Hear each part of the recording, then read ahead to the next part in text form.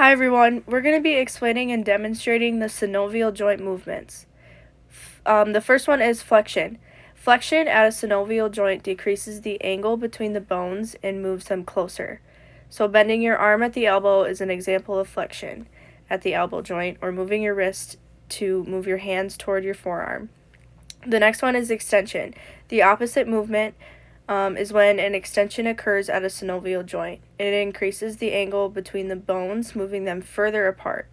This would be when you straighten your arm from a bent position. The next joint movement we will talk about is abduction and adduction. Abduction refers to the movement of a body part away from the center of another body part or the midline of your body. An example of this would be to raise your arm away from the side of your body or spread your fingertips apart. Adduction joint movement is when you move a body part towards the center of another body part or the midline of your body. An example of this would be to lower your arms from an upright position or close your fingers from a spread apart position. Now we will talk about elevation and depression. Elevation in a joint movement refers to the upward movement of a joint or body part in relation to where it was to begin with. An example of this movement would be lifting your shoulders towards your ears, like you are shrugging. Depression in joint movement is the downward movement of a joint or body part. An example of this would be to move your shoulders down from a raised position. This demonstrates depression at the shoulder joints. The next one we are going to talk about is protraction and retraction. Protraction is when a body part is moved forward. Pushing your jaw forward is an example of protraction.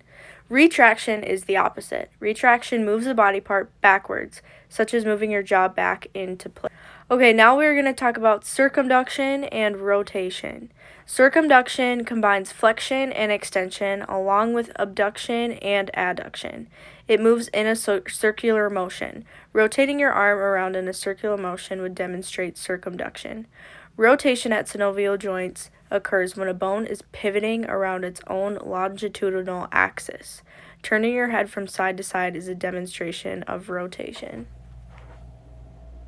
Supination and pronation.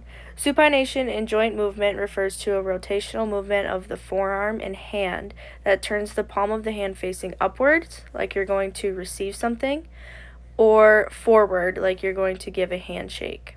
Pronation joint movement refers to the rotational movement of the forearm and hand that turns the palm downwards, like you're going to carry something heavy, or backwards. The last one we will talk about is dorsiflexion and plantar flexion. Dorsiflexion in joint movement refers to the movement that brings the top of the foot towards your shin. It decreases the angle between the foot and the leg. This primarily occurs in the ankle. An example of this would be lifting your toes toward your shin like you're about to take a step. And then plantar flexion is the movement in your joints that points the foot toward the ground. This extends the ankle joint, and it primarily occurs in the ankles. An example of this would be pointing to the ground with your toes while walking or running.